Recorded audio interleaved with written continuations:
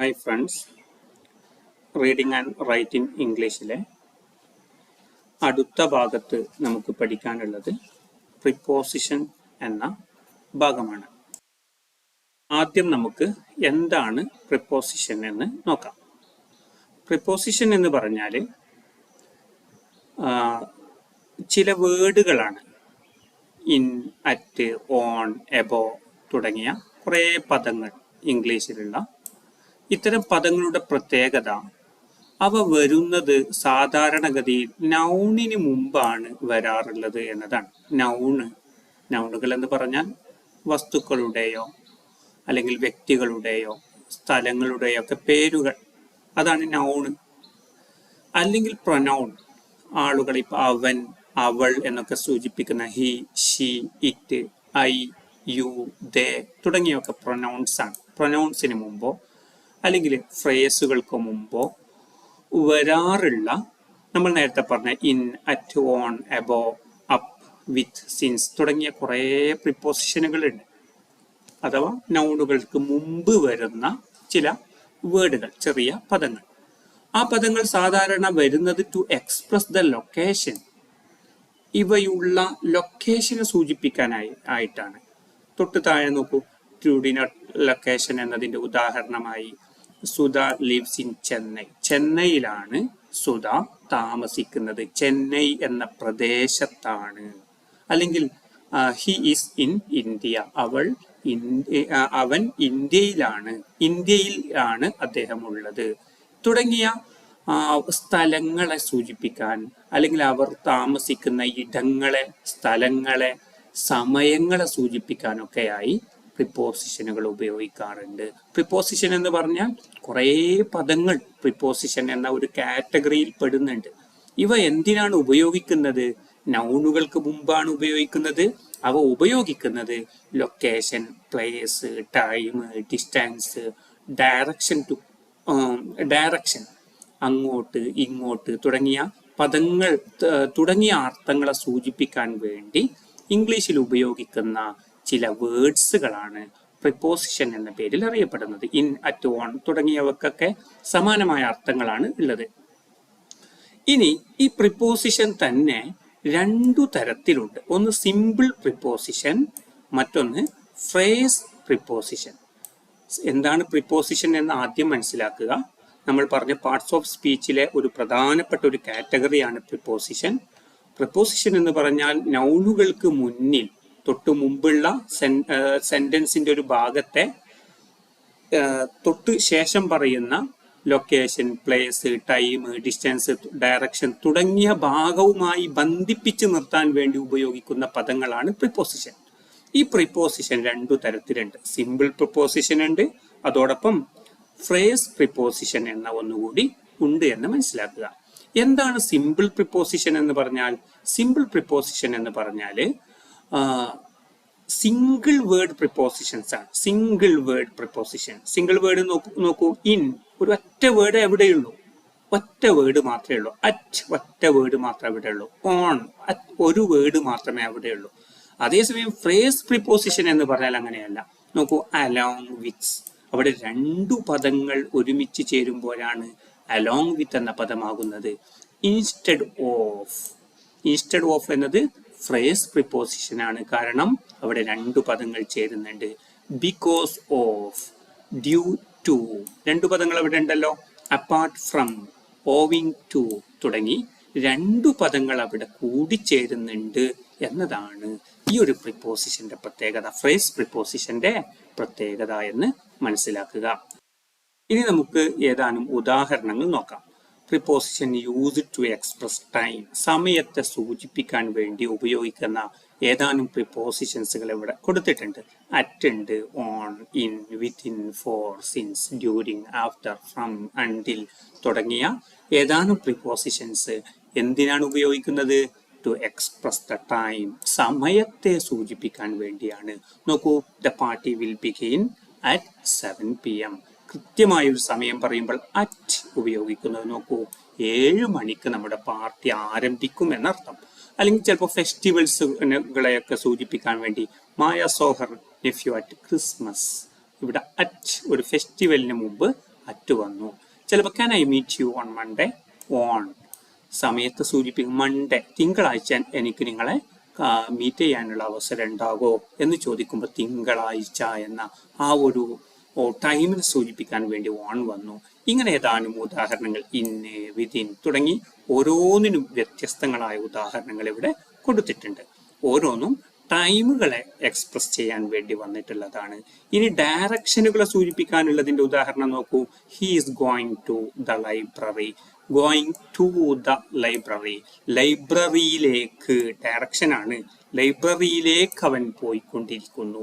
ലൈബ്രറിയിലേക്ക് പോയിക്കൊണ്ടിരിക്കുന്നു എന്ന് പറയുമ്പോൾ അവിടെ ഒരു ഡയറക്ഷനെ സൂചിപ്പിക്കുന്നുണ്ട് എന്നാണ് മനസ്സിലാക്കേണ്ടത്. അടുത്തത് നോക്കൂ, ടു ഡിനോട്ട് മൂവ്മെന്റ്, അതിന്റെ ചലനം ഏത് ഭാഗത്തേക്കാണ് എന്ന് സൂചിപ്പിക്കാൻ. The fireman climbed up the ladder. ഇവിടെ ലാഡർ കയറി അല്ലെങ്കിൽ ഗോവണി ഏണി കയറി എന്നൊക്കെ സൂചിപ്പിക്കാൻ വേണ്ടി അപ്പ് എന്നൊരു പ്രിപ്പോസിഷനാണ് ഉപയോഗിച്ചിട്ടുള്ളത് എന്നുകൂടി ശ്രദ്ധിക്കുക. അപ്പോൾ പ്രിപ്പോസിഷൻ ടൈമിനെ സൂചിപ്പിക്കാൻ വരാറുണ്ട്, ഡയറക്ഷനെ സൂചിപ്പിക്കാൻ വരാറുണ്ട്, മൂവ്മെന്റുകളെ സൂചിപ്പിക്കാൻ വരാറുണ്ട്, ലൊക്കേഷനെ സൂചിപ്പിക്കാൻ വരാറുണ്ട്, നേരത്തെ പറഞ്ഞതുപോലെ ഡിസ്റ്റൻസിനെ സൂചിപ്പിക്കാൻ. ഇങ്ങനെ വിവിധ തലങ്ങൾ, വിവിധ രീതികളിലായിട്ട് പ്രിപ്പോസിഷൻ വരാറുണ്ട് എന്നുകൂടി മനസ്സിലാക്കുക. ഇനി നമുക്ക് അടുത്ത ഭാഗത്ത് കൺജങ്ഷനെ കുറിച്ചാണ് പറയാനുള്ളത്. കൺജങ്ഷൻസ് എന്ന് പറഞ്ഞാല് രണ്ടു പദങ്ങളെ അല്ലെങ്കിൽ വിവിധ ഫ്രേസുകളെ, വിവിധ ക്ലൗസുകളെ ഒരുമിച്ചു ചേർക്കാൻ വേണ്ടി ഉപയോഗിക്കുന്ന വേർഡാണ് കൺജങ്ഷൻ എന്ന് പറയുന്നത്. നോക്കൂ, Ram and Shyam are brothers. രാമും ശ്യാമും സഹോദരങ്ങളാണ് എന്നറിയിക്കുന്ന ഈ ഒരു പദം, രാമും ശ്യാമും സഹോദരങ്ങളാണ്. ഇവിടെ ആൻഡ് ഉപയോഗിച്ചുകൊണ്ട് ഈ രണ്ടു പേരുകളെ ബന്ധിപ്പിച്ചിരിക്കുന്നത് നോക്കൂ. അപ്പോൾ ആൻഡ് എന്നത് ഇവിടെ കൺജങ്ഷൻ ആണ്. അതുപോലെ Ram is not honest but poor. Ram honest മാത്രമല്ല, ഒരു പുവർ മാൻ കൂടിയാണ് എന്ന് സൂചിപ്പിക്കുമ്പോൾ ആ രണ്ടു പദങ്ങളെ സൂചിപ്പിക്കാൻ, ഹോണസ്റ്റ് ആൻഡ് പുവർ, ഈ രണ്ടു പദങ്ങളെ സൂചിപ്പിക്കാൻ വേണ്ടി, അവയെ രണ്ടും ബന്ധിപ്പിക്കാൻ വേണ്ടി, ജോയിൻ ചെയ്യാൻ വേണ്ടി അവിടെ ബട്ട് ചേർത്ത് കൊടുത്തിരിക്കുന്നത് നോക്കൂ. അതുകൊണ്ട് തന്നെ രണ്ടു പദങ്ങളെ കൂട്ടിച്ചേർക്കാൻ വേണ്ടി കൊണ്ടുവരുന്ന വേർഡാണ് കൺജങ്ഷൻ എന്ന് പറയുന്നത്. നമ്മളുണ്ടാവും സാധാരണ രണ്ട് പൈപ്പുകൾ ജോയിൻ ചെയ്യുമ്പോൾ അതിൻ്റെ ഇടയിൽ ചില ജോയിന്റുകൾ ചേർത്ത് കൊടുക്കാറുണ്ട്. അവ കൃത്യമായി ജോയിൻ ചെയ്ത് നിൽക്കാൻ വേണ്ടി. ഇങ്ങനെ വിവിധ പദങ്ങളെ ജോയിൻ ചെയ്യാൻ വേണ്ടി ഉപയോഗിക്കുന്ന പദങ്ങളെയാണ് കൺജങ്ഷൻസ് എന്ന് പറയുന്നത്. കൺജങ്ഷൻസിന്റെ വിവിധ തരങ്ങൾ, വിവിധ ഇനങ്ങളെ കുറിച്ചാണ് നമുക്കിനി നോക്കാനുള്ളത്. ആദ്യമായി കോർഡിനേറ്റിംഗ് കൺജങ്ഷൻസ്. കൺജങ്ഷൻസിന്റെ ഒന്നാമത്തെ ഇനം കോർഡിനേറ്റിംഗ് കൺജങ്ഷൻസ് എന്ന് പറയും. എന്താണ് കോർഡിനേറ്റിംഗ് കൺജങ്ഷൻസ് എന്ന് പറഞ്ഞാല്?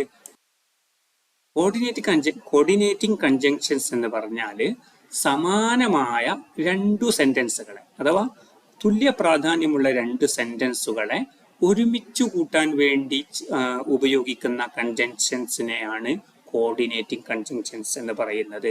അങ്ങനെ പറയാൻ കാരണം തൊട്ടു താഴെ സബോർഡിനേറ്റിംഗ് കൺജങ്ഷൻസ് ഒരു ഇനം നമുക്ക് പറയാനുണ്ട്. അവിടെ നമുക്ക് പറയാനുള്ളത് സബോർഡിനേറ്റ് ക്ലോസിനെ മെയിൻ ക്ലോസിനോട് ജോയിൻ ചെയ്യിപ്പിക്കാൻ വേണ്ടി വരുന്ന പദങ്ങൾ. സബോർഡിനേറ്റ് ക്ലോസിനെ മെയിൻ ക്ലൗസിനോട് ജോയിൻ ചെയ്യിപ്പിക്കാൻ വേണ്ടി ഉപയോഗിക്കുന്ന പദങ്ങളെയാണ് സബോർഡിനേറ്റിംഗ് കൺജങ്ഷൻസ് എന്ന് പറയുന്നത്. എന്താണ് സബോർഡിനേറ്റിംഗ് കൺജങ്ഷൻസ് എന്ന് നമുക്ക് തൊട്ടുടനെ വിശദീകരിക്കാം. അവിടെ ചുരുക്കി പറഞ്ഞാല് രണ്ട് വിവിധ തരം ക്ലൗസുകൾ ഉണ്ട്. നമുക്ക് തൊട്ടടുത്ത ഭാഗത്ത് എന്താണ് ക്ലൗസ് എന്നും എന്താണ് സബോർഡിനേറ്റിംഗ് ക്ലൗസ്, എന്താണ് മെയിൻ ക്ലൗസ് എന്നൊക്കെ തൊട്ടുടനെ ഇതേ വീഡിയോയിൽ തന്നെ നമുക്ക് പഠിക്കാനുണ്ട്. ആ ഭാഗത്ത് നോക്കാം. അപ്പൊ ചുരുക്കി പറഞ്ഞാല് രണ്ടു തരത്തിലുള്ള ക്ലൗസുകളെ ചേർക്കാൻ വേണ്ടിയാണ് സബോർഡിനേറ്റിംഗ് കൺജങ്ഷൻസ് വരുന്നത്. അതേസമയം കോർഡിനേറ്റിംഗ് കൺജങ്ഷൻസ് വരുന്നത് ഒരേ തരത്തിലുള്ള ക്ലൗസുകളെ, ഒരേ തരത്തിലുള്ള സെന്റൻസുകളെ പരസ്പരം ബന്ധിപ്പിക്കാൻ വേണ്ടി. നോക്കൂ, drive fast otherwise you will miss the flight. വേഗത്തിൽ ഡ്രൈവ് ചെയ്യുക, അല്ലെങ്കിൽ നിങ്ങൾക്ക് ഫ്ലൈറ്റ് നഷ്ടപ്പെടും. ഇവിടെ അതർവൈസ് എന്ന പദം രണ്ടു ഭാഗങ്ങളെ കൂട്ടിച്ചേർക്കുന്നുണ്ട്. ഈ രൂപത്തിൽ രണ്ടു ഭാഗങ്ങളെ കൂട്ടിച്ചേർക്കാൻ വേണ്ടി ഉപയോഗിക്കുന്ന കൺജങ്ഷൻസ് ആണ് കോർഡിനേറ്റിംഗ് കൺജങ്ഷൻസ് എന്ന് പറയുന്നത്. Peter is not only an intelligent but also a well mannered boy. Intelligent മാത്രമല്ല, ഒരു നല്ല വെൽ മാനേഡ് ബോയ് കൂടിയാണ് പീറ്റർ എന്ന് സൂചിപ്പിക്കാൻ വേണ്ടി നോട്ട് ഓൺലി ബട്ട് ഓൾസോ എന്ന പദമാണ് ഇവിടെ ഉപയോഗിച്ചിട്ടുള്ളത്. നോട്ട് ഓൺലി ബട്ട് ഓൾസോ എന്ന പദമാണ് ഇവിടെ ഉപയോഗിച്ചിട്ടുള്ളത്. ഈ തരത്തിൽ രണ്ട് സെന്റൻസിന്റെ വിവിധ ഭാഗങ്ങളെ ഒരുമിപ്പിച്ചു കൂട്ടാൻ വേണ്ടി ഉപയോഗിക്കുന്ന കൺജങ്ഷൻസ് ആണ് കോർഡിനേറ്റിംഗ് കൺജങ്ഷൻസ് എന്ന പേരിൽ അറിയപ്പെടുന്നത്. ഇനി സബോർഡിനേറ്റിംഗ് കൺജങ്ഷൻസ് എന്ന് പറഞ്ഞാൽ ഒരു സെന്റൻസിനകത്തുള്ള സബോർഡിനേറ്റ് ക്ലോസിനെയും മെയിൻ ക്ലോസിനെയും ഒരുമിപ്പിച്ചു ചേർക്കാൻ വേണ്ടി, ജോയിൻ ചെയ്യിപ്പിക്കാൻ വേണ്ടി ഉപയോഗിക്കുന്ന പദങ്ങൾ. A word that links a subordinate clause to main clause. Subordinate ക്ലോസിനെ മെയിൻ ക്ലോസുമായി യോജിപ്പിക്കാൻ വേണ്ടി ഉപയോഗിക്കുന്ന കൺജങ്ഷൻസ് ആണ്. എന്താണ് സബോർഡിനേറ്റ് ക്ലോസ് എന്ന് നമുക്ക് തൊട്ടുടനെ പറയാം. ഒരു സെന്റൻസിന്റെ സ്വയം നിലനിൽപ്പില്ലാത്ത ഭാഗത്തെയാണ് സബോർഡിനേറ്റ് ക്ലോസ് എന്ന് പറയുന്നത്. ഒരു സെന്റൻസിനകത്ത് സ്വയം നിലനിൽപ്പുള്ള ഭാഗത്തെയാണ് മെയിൻ ക്ലോസ് എന്ന് പറയുന്നത്. നോക്കൂ, താഴെ പറഞ്ഞ ഉദാഹരണത്തിൽ you must leave the ball before the clock strikes midnight. രാത്രിയാകുന്നതിന് മുമ്പ് നിങ്ങൾ അവിടെ നിന്ന് പോകണം എന്ന് പറയുമ്പോൾ രാത്രിയാകുന്നതിന് മുമ്പ് എന്നൊരു ഭാഗം, രാത്രിയാകുന്നതിന് മുമ്പ് എന്ന ആ ഒരു ഭാഗം മാത്രം ഒന്ന് ചിന്തിച്ചു നോക്കൂ. രാത്രിയാകുന്നതിന് മുമ്പ് എന്ന് പറഞ്ഞാൽ അതൊരു സബോർഡിനേറ്റ് ക്ലോസ് ആണ്. കാരണം ആ ഒരു ഭാഗത്തിന് സ്വയം നിലനിൽപ്പില്ല. രാത്രിയാകുന്നതിന് മുമ്പ് എന്ന് മാത്രം പറഞ്ഞാൽ അതിന് സെന്റൻസിന് അത്രമാത്രം പറഞ്ഞ് നമുക്ക് ആ സെന്റൻസ് അവസാനിപ്പിക്കാൻ പറ്റൂല. അതേസമയം ആദ്യത്തെ മെയിൻ ക്ലോസിന്റെ ഈ ഒരു ഭാഗം ഉണ്ടല്ലോ, U must leave that ball എന്ന ഭാഗം, അത് നമുക്ക് അത്രമാത്രം നമുക്ക് പറയാൻ പറ്റും.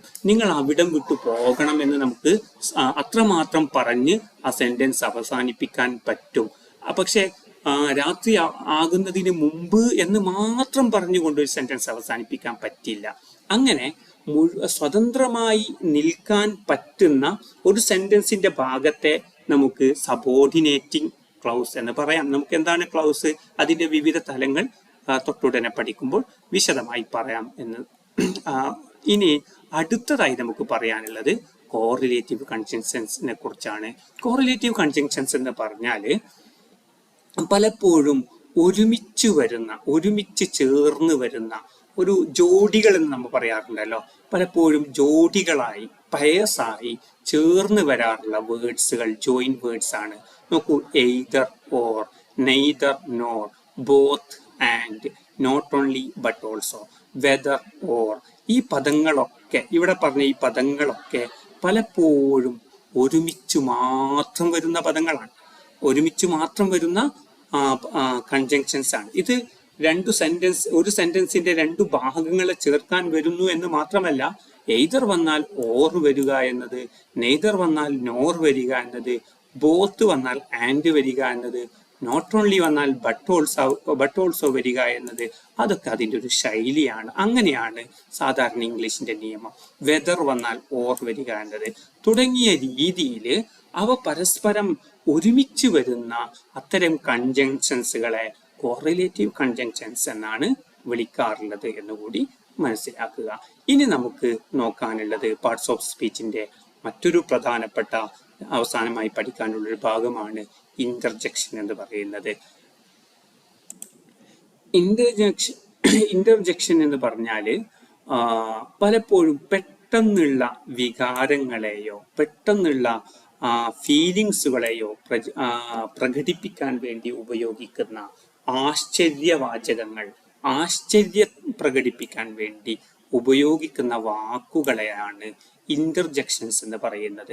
സാധാരണ പലപ്പോഴും സന്തോഷങ്ങൾ, പെട്ടെന്നൊരു സന്തോഷം ഉണ്ടാകുമ്പോൾ, അപ്രതീക്ഷിതമായ ഒരു വിജയം ഉണ്ടാകുമ്പോൾ, അല്ലെങ്കിൽ ഒരു വ്യക്തിയെ അമിതമായി പുകഴ്ത്തേണ്ടി വരുമ്പോൾ, അല്ലെങ്കിൽ സർപ്രൈസുകൾ എന്തെങ്കിലും ഉണ്ടാകുമ്പോൾ പ്രതീക്ഷിക്കാത്ത വേദനകൾ ഉണ്ടാകുമ്പോൾ, സംശയങ്ങൾ ഉണ്ടാകുമ്പോഴൊക്കെയാണ് സാധാരണഗതിയിൽ ഇന്റർജെക്ഷൻസ് ഉപയോഗിക്കാറുള്ളത്. Hurray, we won the championship. നമ്മൾ ഈ മത്സരത്തിൽ അല്ലെങ്കിൽ ചാമ്പ്യൻഷിപ്പിൽ വിജയം നേടിയിരിക്കുന്നു. Oh, I forgot to take the key.